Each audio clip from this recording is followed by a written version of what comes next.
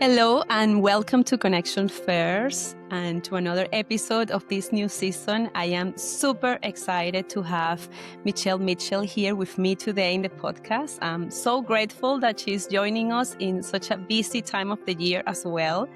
In Australia, I always say that here everything happens around the end of the year. It's, end of school and summer and so many things and Christmas. And we also have many changes that are happening here in Australia with screen time, and Michelle has been supporting a lot of families and giving a lot of information and support around these topics. Hello, Michelle. How are you? Hello. I just feel so privileged to be here. We've got like around about an hour together. So I just want to get in the pocket of your life.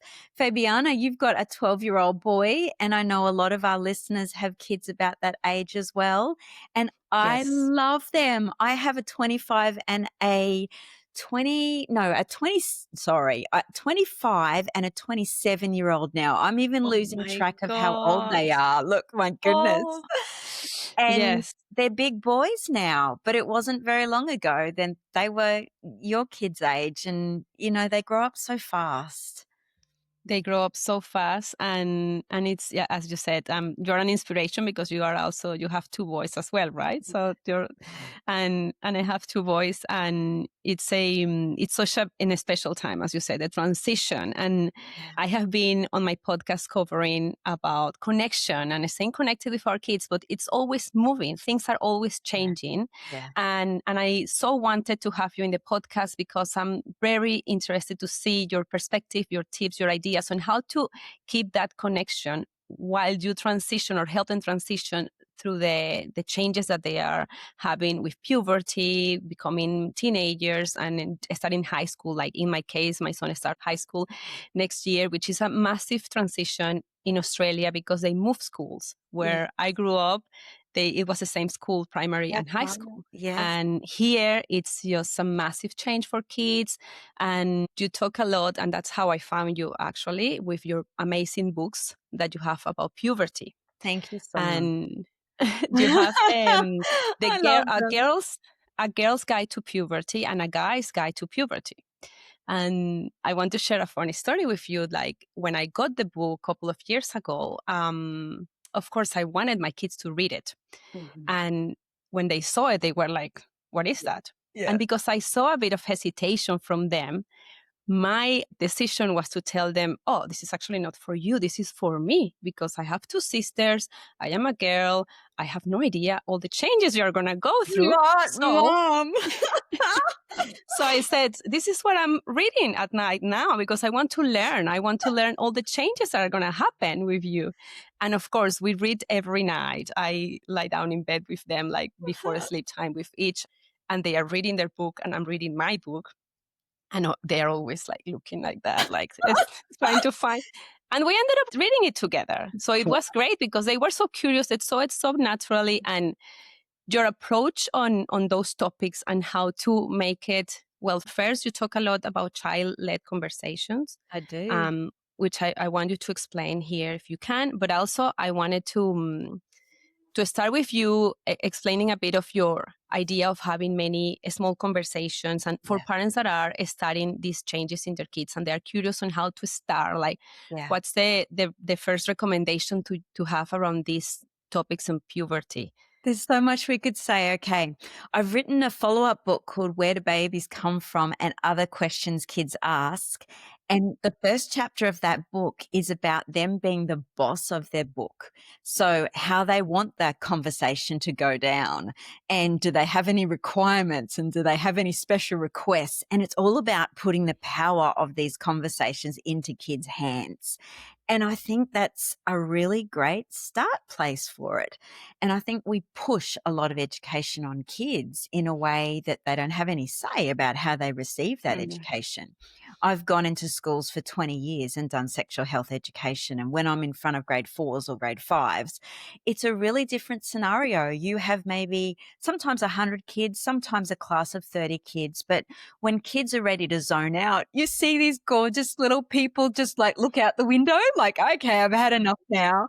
But you can't do that when it's your own child. Mhm. You're like face to face with this little human being going, "Oh, stop talking, mum."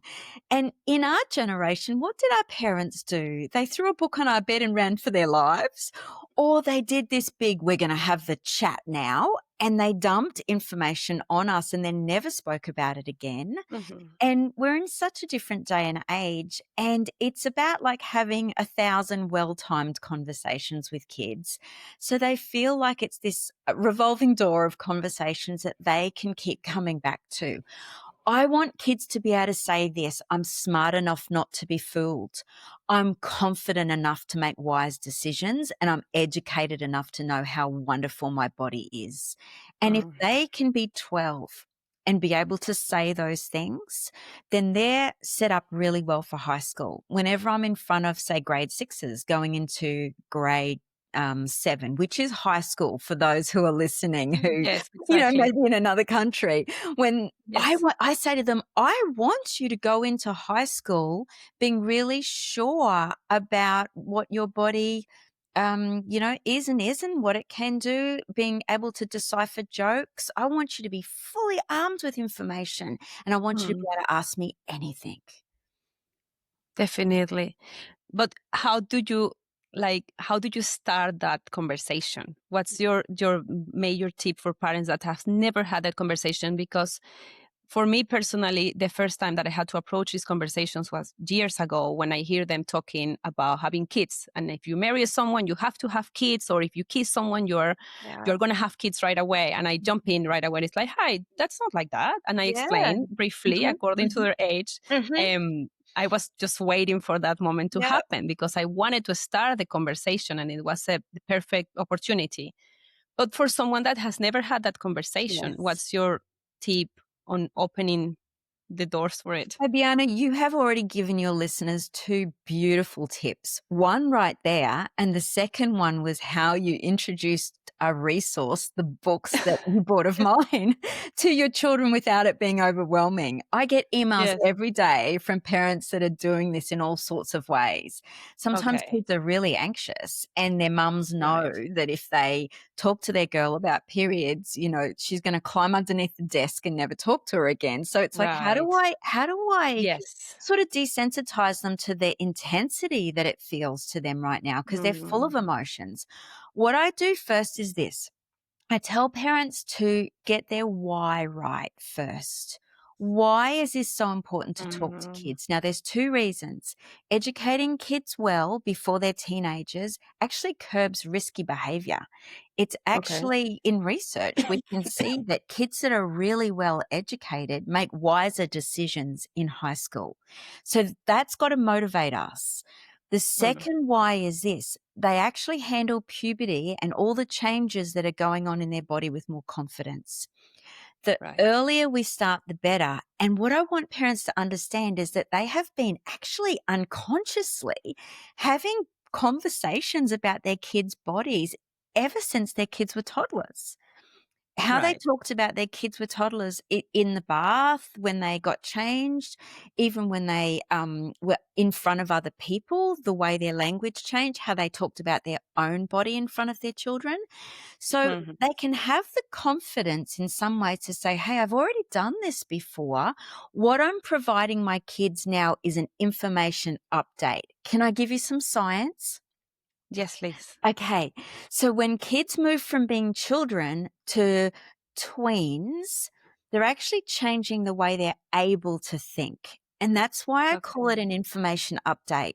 When they're children, you can give them information in a very factual way and they're going to believe facts and just Okay. take it on as facts, but Mm. not be able to add any values to it. They're not going to be able to think about it and ask questions very much. They just go, Mum said, I believe you, full stop, right? Right. That's Okay. called and parents might call it a penis, or, some parents might give it a nickname, which I do not suggest, because Mhm. accurate names for body parts are better because they arm our kids with accurate information. Unsafe Right. people will target kids who don't have accurate names for Okay. their body parts. It's So just one of important. those signs that they don't have a parent educating them. So let's Mm. backtrack that. So Mhm. Our kids are in this stage of development or moving towards the ability to think more complexly. So all of a sudden, when you talk to kids about changes in their body parts, you know what they start to do? A few things. They start to think, is mum really telling me the truth? And what do my friends think Mm, about that? And how come that doesn't happen in that person's home? And oh, okay. that makes me feel something. I feel a bit embarrassed. So all of a sudden, our conversations need to be a little bit more nuanced and layered and take into consideration how our kids are feeling.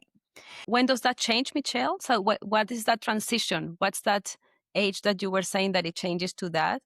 It's way before our kids get their first pubic hair, and for Okay, some of our girls, it's as early as 8 or 9.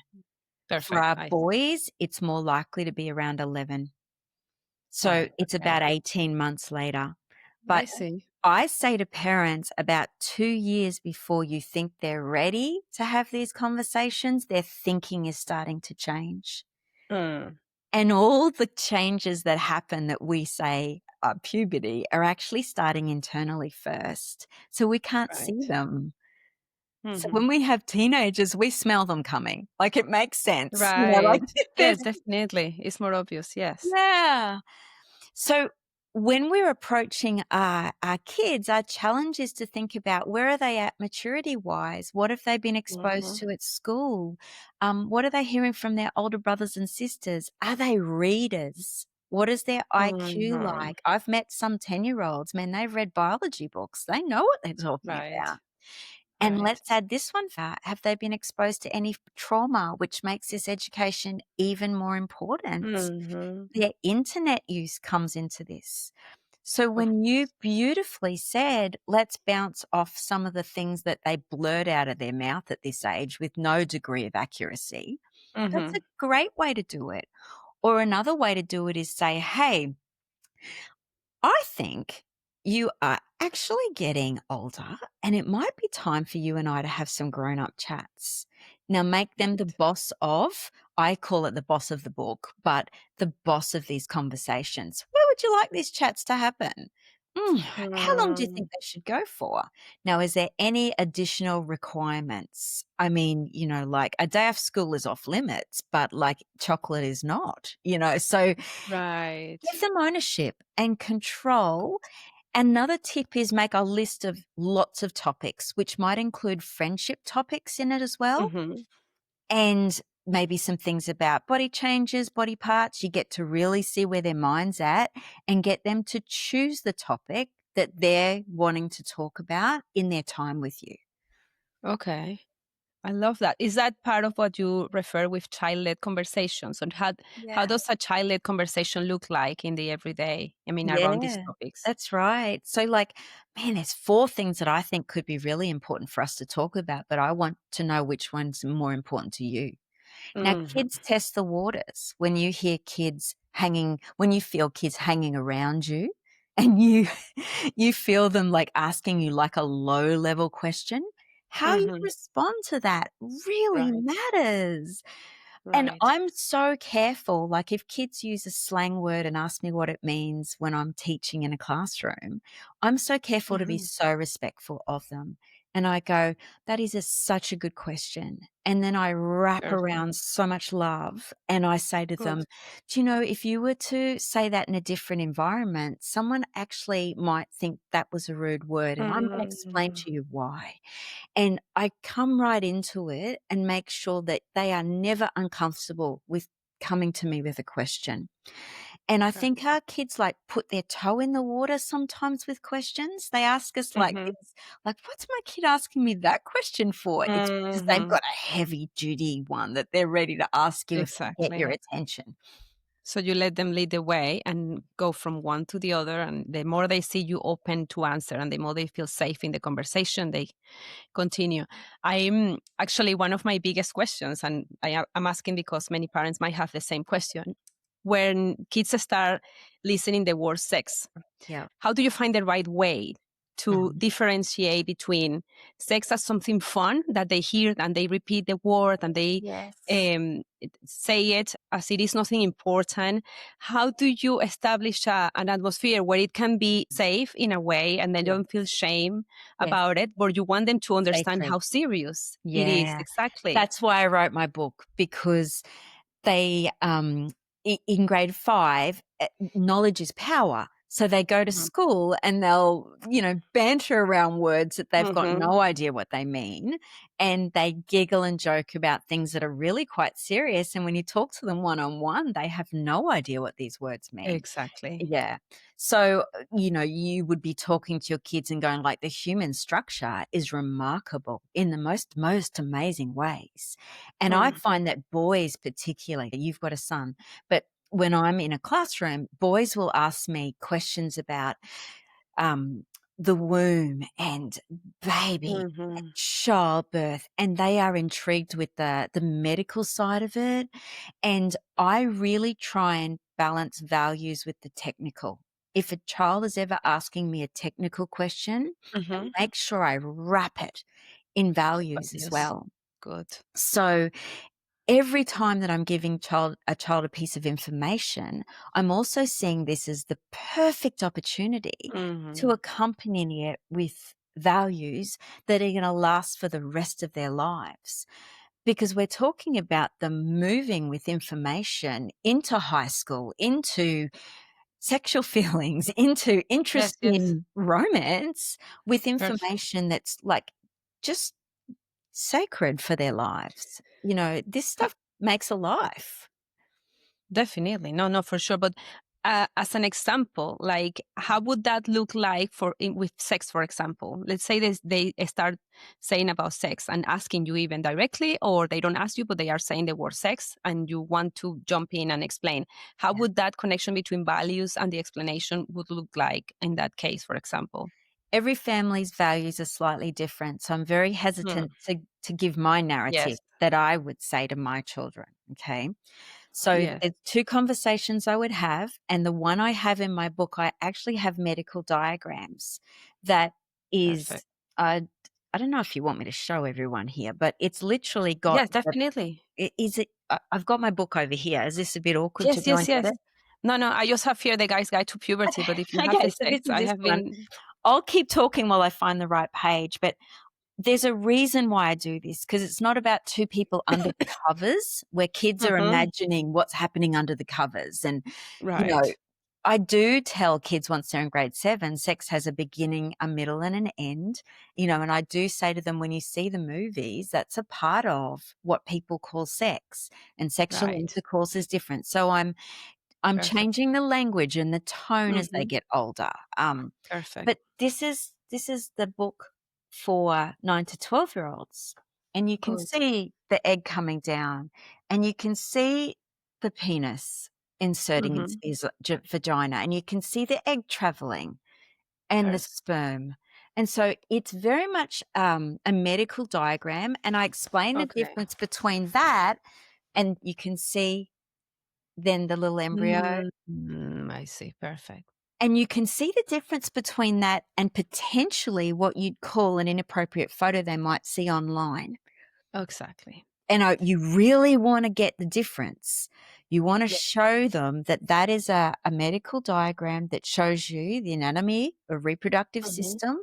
And this is actually how incredible.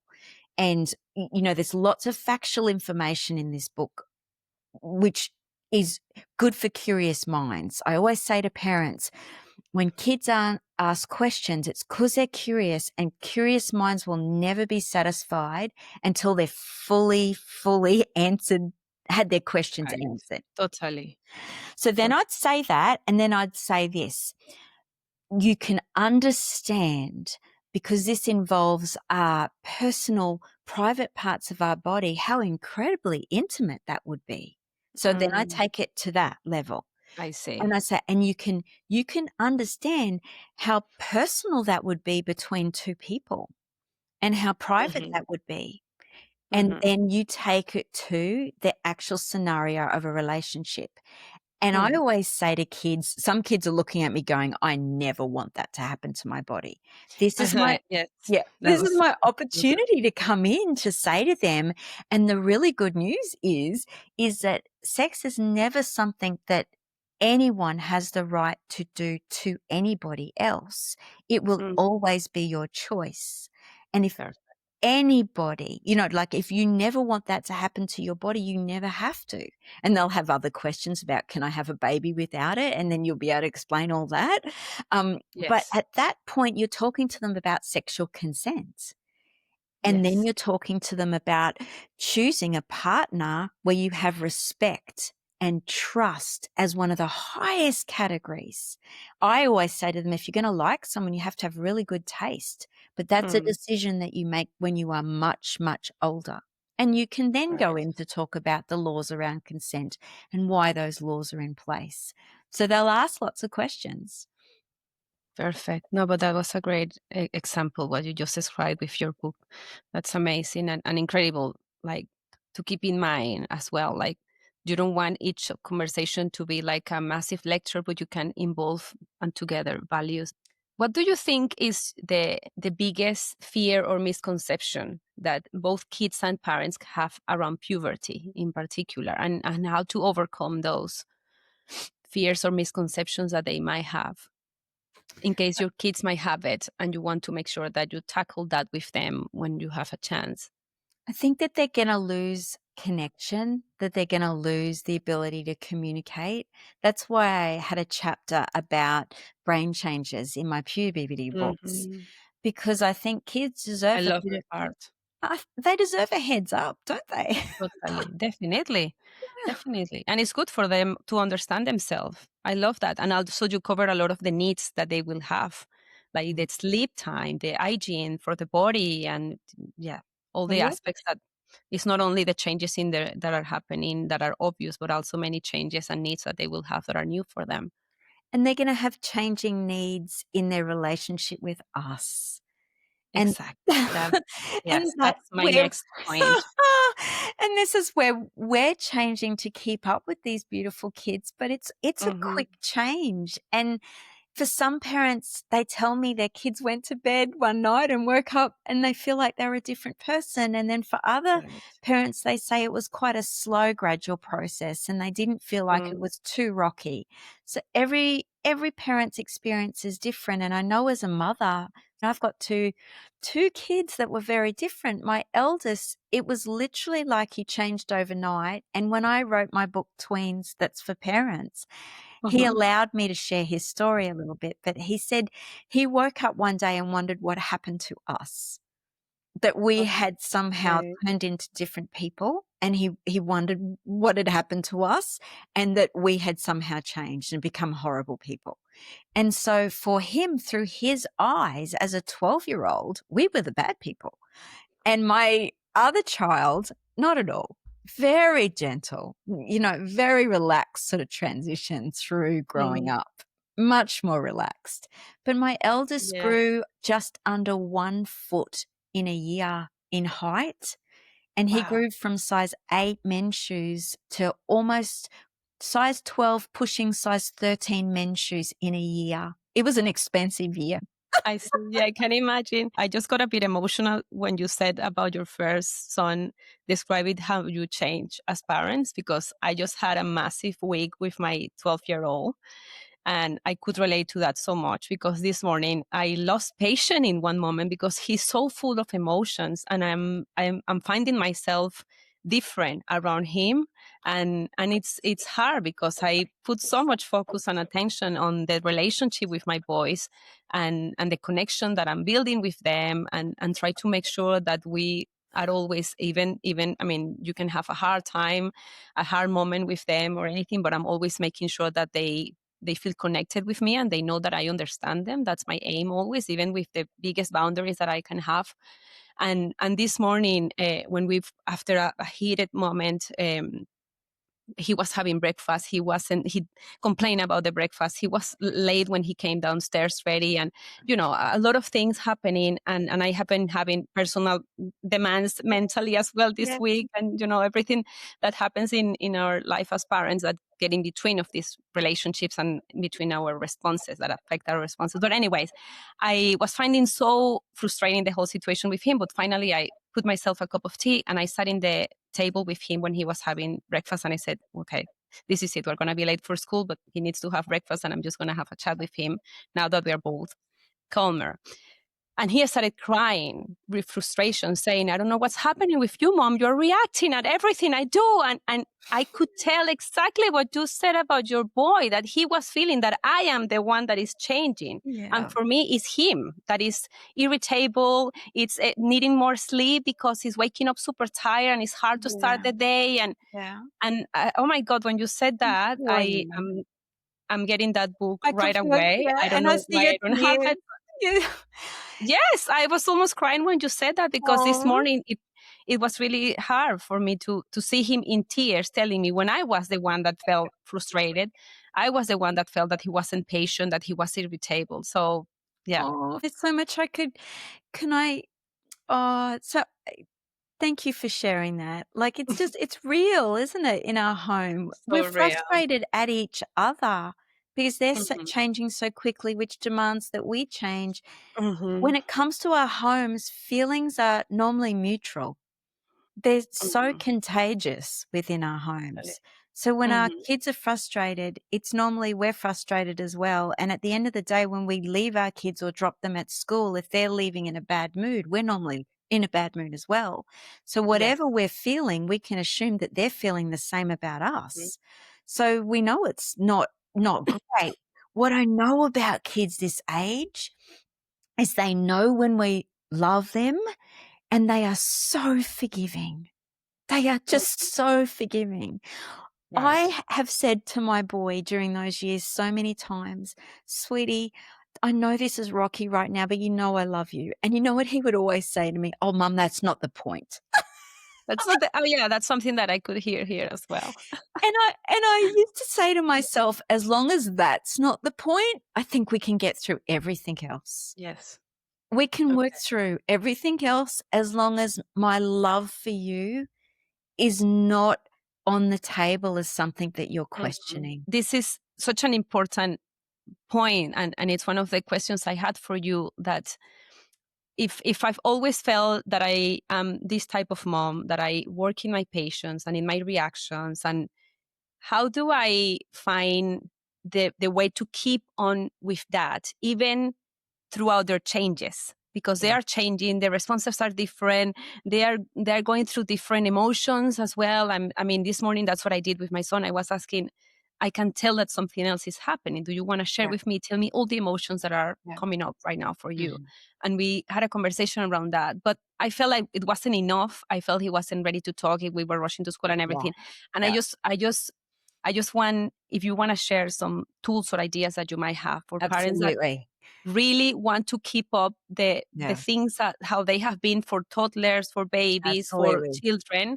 Yeah. How can you continue with that caring and nurturing relationship even throughout the Okay. changes?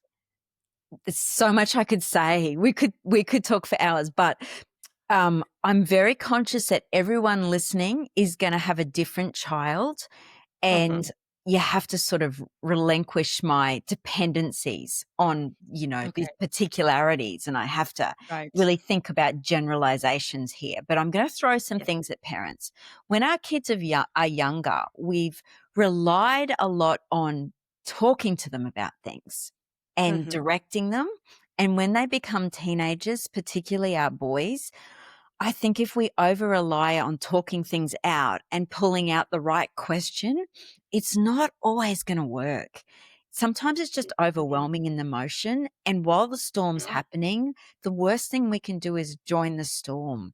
Think Okay. about it like, I wish I had my jar here, but I have a little trust jar. And I say to parents every single time, you just hold steady when they're not steady and not coping, and go, "Honey, I can see this is tough right now and you're going through a lot. What do you need from me?"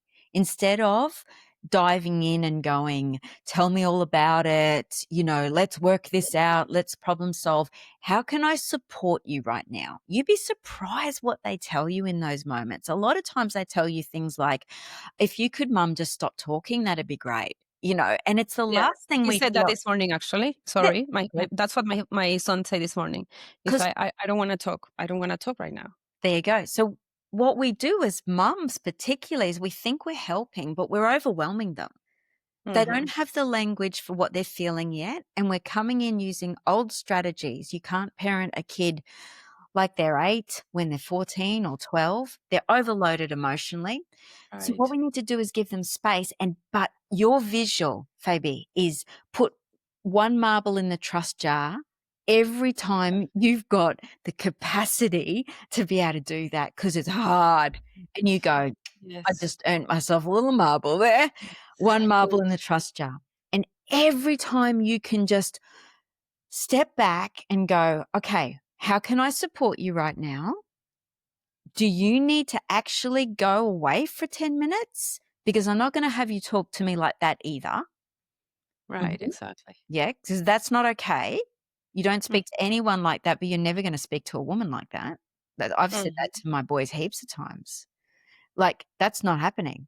So, whatever you need to do to support you, I can see you are feeling overwhelmed. Mm-hmm. But every time we do it, another marble in the jar. And then you'll have other times where they'll go and they'll cry, I need to talk about this, and you drop it all. I mean, what do? We drop it all. We're late. We're this, No, we're that. And totally. we're like, I'm on call, buddy. This is what the Yes. teenage years are. Our whole Good. life revolves around them and their big emotions. Like, we're Yes. on call for them. And when we show up when they really need us, Mm-hmm. that really helps. I mean, that's marbles in that jar, man. How do you do this when you also feel like you need to give them a lecture? Like when you are running late, you don't have time, Yeah. but you need to tell them and you need to send a message across. Yes. How do you manage to stay calm and say, I'm not going to say anything. I just want to put more marble in the jar? Yeah. There's a certain energy you have to shift into when that's the Mm-hmm. way to go. And kids understand and appreciate that mode you have to go into as a mum. I call it in charge energy. It's a body posture. It's a tone that's low and slow. And Mm-hmm. let's have the unpacking the dishwasher example. Mm-hmm. So many times, they want to play in games, they're gaming and they don't want to come and do their chore, or they've had enough for one night, or they're just lipping off at you in their bad mood. Mm-hmm. So many times I've had to say, the dishwasher needs to be unpacked. It needs to be unpacked now. And the only answer I'm going to accept is yes, mum. Like, that's Okay. it. It's not a negotiation. There's not 5 Mm-hmm. options. Yes, mum. Mm-hmm. Now, as much as we can with teenagers, you want to give them choice with limits. That's what you want to do, because they need that autonomy. But there's some times where we just need to step into the energy that says this is happening. Not everything in this home is a negotiation. Families work as a system, and sometimes I'm going to take charge. Mm-hmm. And I think they're conversations we need to have with our kids beforehand and say, look, there's moments and times where I'm going to step up. I'm going to say, I need to be the parent. This is what's going to happen. And there's going to be a Mm-hmm. lot of other times where you're going to have choice. And if you say that, like this morning, going back to my personal example, Yes. I came upstairs and he was still sleeping. And when he woke up, he was complaining that he was super tired. And I said like that, like my in charge Yes. voice. And I said, here is your uniform. I'm helping you with this. And I'm hoping you come downstairs when you're ready to have breakfast. We need to go soon. I was very clear, direct. I even helped him pulling out his uniform because he said he was very tired. Yeah. And he wouldn't come downstairs. Okay. And that's when I started getting frustrated because it's happening all week. And it's like, what is going on with you? And when he came downstairs, he was still in his PJs. He was like scaring me from behind. It's like, hey, all fun. But it's like, he wasn't ready. And then in that moment, like I already set the direction and I put my in charge voice and I was calm but firm. But then then the clock is ticking, the time to get to school is I get getting it. closer and closer. Yeah. So in that moment, Can I give you that's some it. tips? Okay, the in charge energy voice needs to start the night before. Okay. Okay. And you said, I'm hoping you're going to come down. That's not in charge energy. Okay. Okay. So I'm hearing that things are already wobbling. Okay. So that to me gives me two indications that we need to be having this conversation before the morning of, because in the morning we're in a crisis. So the night before we're laying out the uniform, we get the one pile wonder happening. So everything's in one place, like everything possible except the lunch that goes in from the fridge to the, container, whatever it Yeah. is, in one Perfect. pile, minimize every bit of friction you can.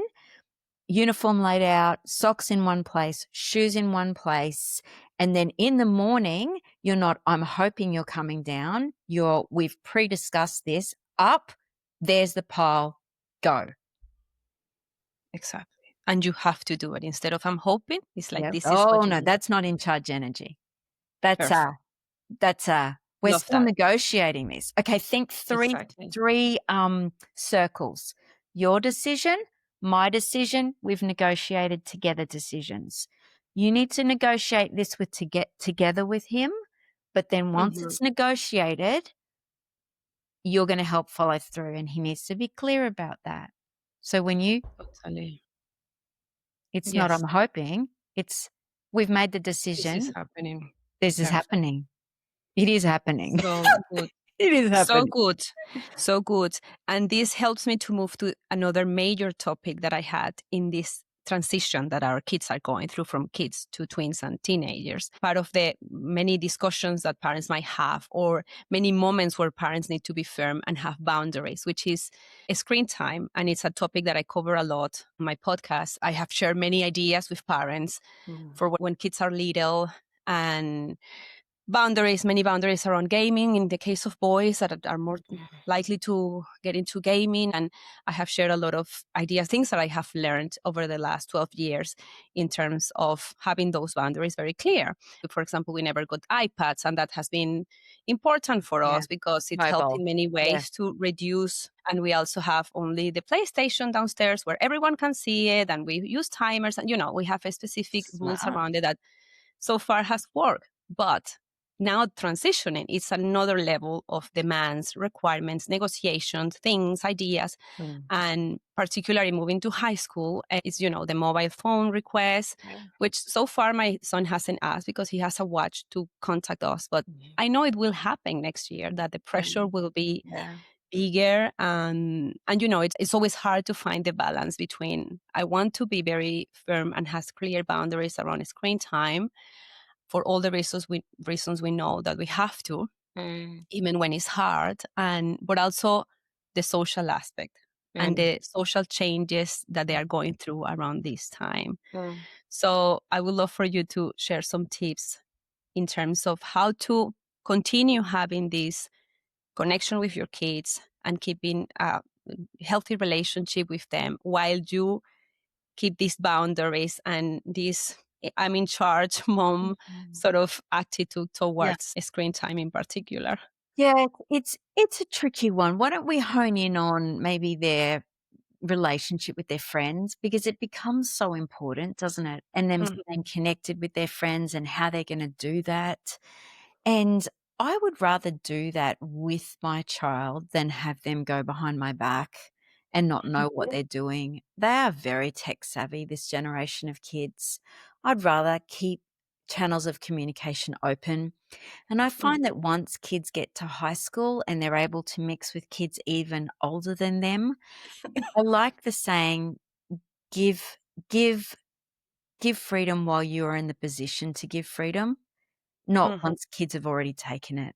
And I think there is a time where you can be so strict where kids have already taken it and you're behind the 8 ball then, finding out things once they've happened. And Okay. I just feel like sometimes, especially with the alarmistness around tech at the moment and how fearful parents are, I Mhm. just feel like there's the potential for kids to go underground a lot at the moment, and that cause another layer of problems. And I think we're talking Mm, about teenagers, like tech is the cause of their behavior, whereas tech is an expression of who teenagers mhm, are. It amplifies behavior. It gives them access to things that is horrible for their development and their brain. But teenagers will always act like teenagers. And what we don't mm. want them to do is to do that journey without us.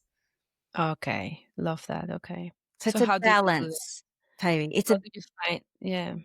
It's you want them to stay connected with their friends, and you wanna keep that as close to your home and as aware of what is happening in their lives as possible.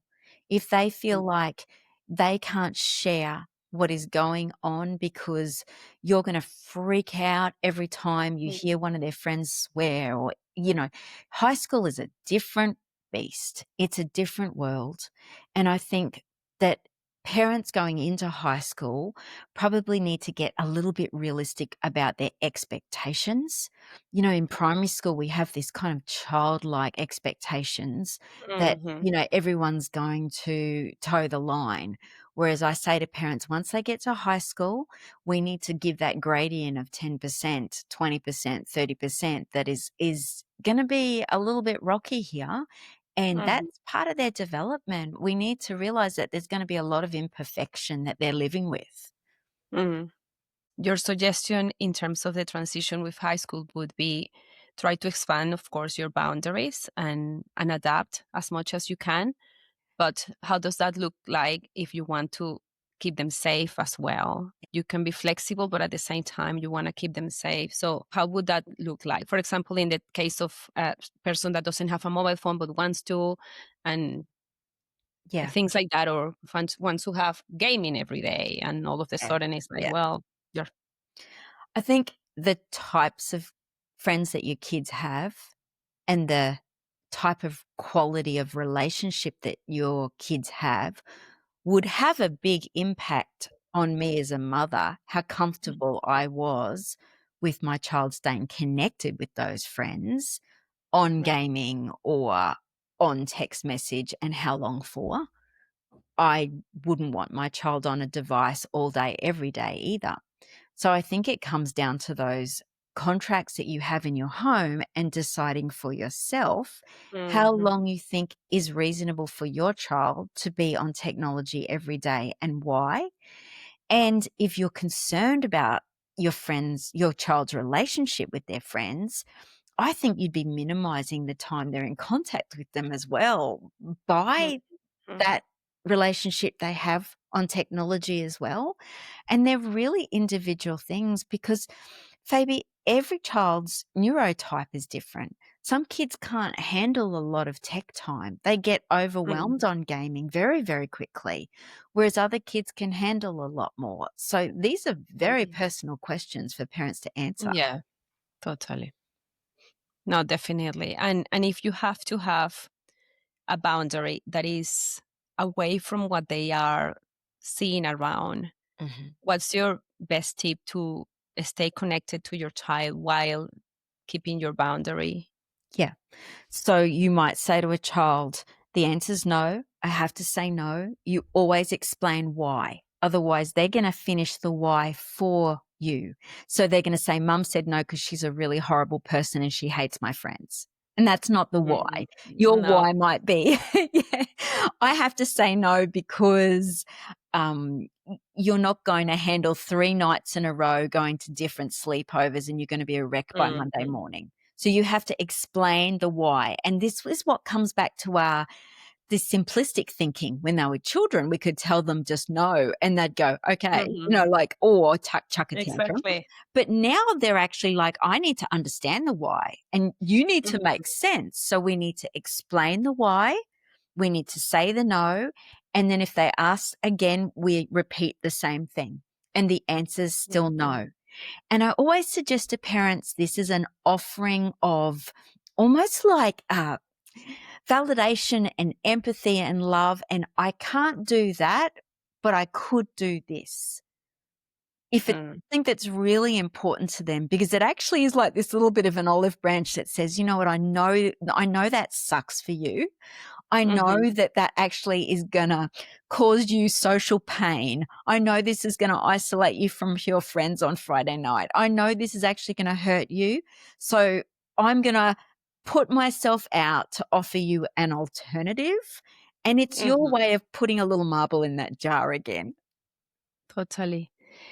Now that you said two things that made me bring a very important topic as well before we finish, because it's an important week, as I said at the beginning, here in Australia with social media. Mhm, And you talk about isolation, and you also talked before about the importance of adapting to what your kids also need socially. mhm, And I would love your insights or opinion about the recent regulation that came on board about social media only being allowed for 16 plus kids, and how you see that transition happening for kids that already had it, and for kids like my son and my two boys in 12 and 10-year old, moving on to that new stage in terms of the technology and the social connections.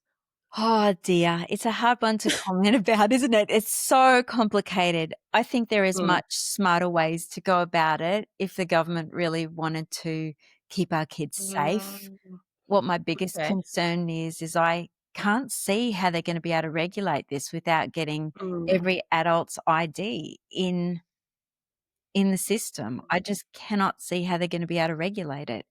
I know it's causing a lot of parents a lot of stress at the moment because parents have not had any say in the process. And a lot of parents are okay with their kids' social media time and feel like they're managing it okay within their homes.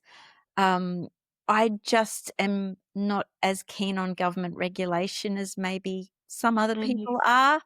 I'm really for parent regulation. I think the real winners, maybe with the concept of it, are parents of tweens whose kids are not on social media yet, because Mhm. it gives them a little bit more ammunition and power to keep their kids off.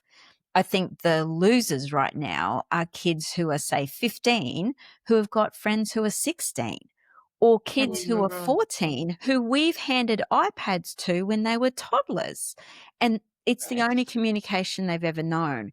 So I don't think it's an incredibly well thought out strategy, and I think it has the potential to be really rocky for families at home trying to Mhm. navigate it, and only time will tell. But I think there's bigger issues around it that are concerning me. Okay. But don't you think, like, moving for the next generations, when you think about the next generations, could it be positive? Like, I understand kids that are already there, like teenagers that were using it, or as you said, like that's a very interesting group, the one that you described, kids like are 15 with friends that will have access, that are older. For the generations coming, could it be positive It could be. from your perspective? Yeah. It could be. And there could be a whole lot of other ways that could be more positive to do it as well. But I want Mm. our kids safer. And I think that's what we can unite on, is that Mhm. we do want our kids safer online. And I think the tech giants are incredibly dollar orientated. And that's what I think we need to unite on, is that our kids need to be safer. And it's wrong on so many levels. Definitely. Yes. Michelle, it's been a pleasure. Before we finish, I would love for you to answer my final question, which is if you want to share something that you wish that every parent with a child entering adolescence would know. It could be related to the relationship that they have with them, the Mm. changes, Yeah. puberty and sex, or screen time, any topic or anything that you would love for parents to keep on board when they transition or see their kids transition into adolescence. Yeah. Okay. That this is a season in life that will never be repeated again, and Mm. that every sacrifice, every word that comes out of their mouth, every time that they choose connection over comfort will never, ever be lost, and it will actually be locked in their child's heart forever as well. Their child will remember how their parent journeyed with them through this very special season of life. And that is that makes your job right now so important. Love it. Love it so, so much. And yeah, it's a message that I'll definitely keep in mind for the next year. Thank you. I really appreciate you. I would love to share with my listeners where they can find you. You are an incredible author, but you also have a support do you support parents one-on-one? You're a speaker now. You are always in the news and you visit schools. But if you want to share where parents can find you and any upcoming projects that you might have to support those parents, that would So be amazing. beautiful. Fabi, I've loved talking to you. I bet you have the Oh, it's most been a pleasure. beautiful audience. She keeps welling up in tears behind here. Anyone anyone who can't see her. Oh, it's so close to my heart, this conversation I told you from the beginning because of my Oh, 12-year-old boy. I just love boys. I love boys. I love girls Oh, too. I I love love them boys. all. I love Yeah. them all. Yeah, yeah, I love yes. mums too who love their kids. Oh, that's Yes. beautiful. Yeah. You can find me at michellemitchell.org. I'm not able to do one-on-one work anymore because I just can't be as consistent as I would need to be to Mm. help families, but I do speak around Australia.